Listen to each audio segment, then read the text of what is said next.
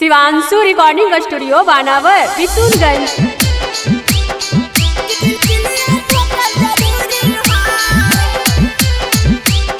Mix by Roshan पुजारी।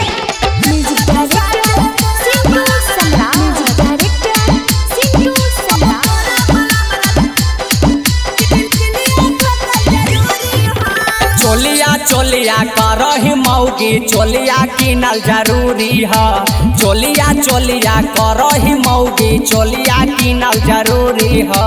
एक बात साचे बोला पलम रत किलिया ठोकर जरूरी है। एक बात साचे बोला पलम रत किलिया ठोकर जरूरी है। चोलिया चोलिया करही मौगी चोलिया किनल जरूरी है। चोलिया चोलिया करही मौगी चोलिया किनल जरूरी है। एक बात साचे बोला पलम रत किलिया ठोकर जरूरी है। एक बात साचे बोला पलम रत किलिया ठोकर जरूरी है। किलिया ठोकर जरूरी है।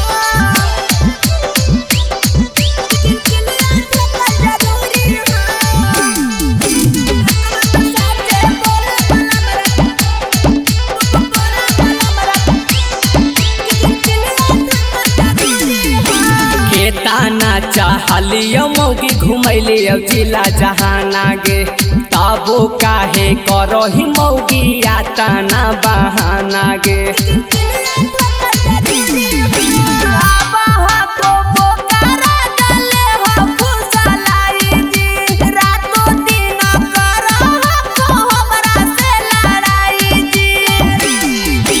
झुमका झुमका करही मौगी झुमका किनल जरूरी है। झुमका झुमका करही मौगी झुमका किनल जरूरी है। एक बात साचे बोलो पलम रत किलिया ठोकर जरूरी है। एक बात साचे बोलो पलम रत किलिया ठोकर जरूरी है। किलिया ठोकर जरूरी है। किलिया ठोकर जरूरी है। एक बात साचे बोलो पलम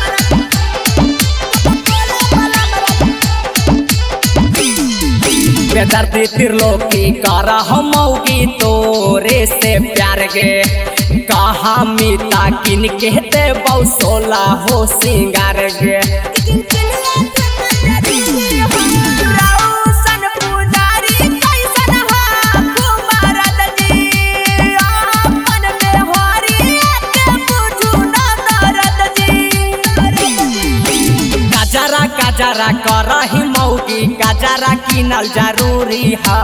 गजरा गजरा करही मौगी गजरा किनल जरूरी है। एक बात साचे बोलो पलम रत किलिया ठोकर जरूरी है।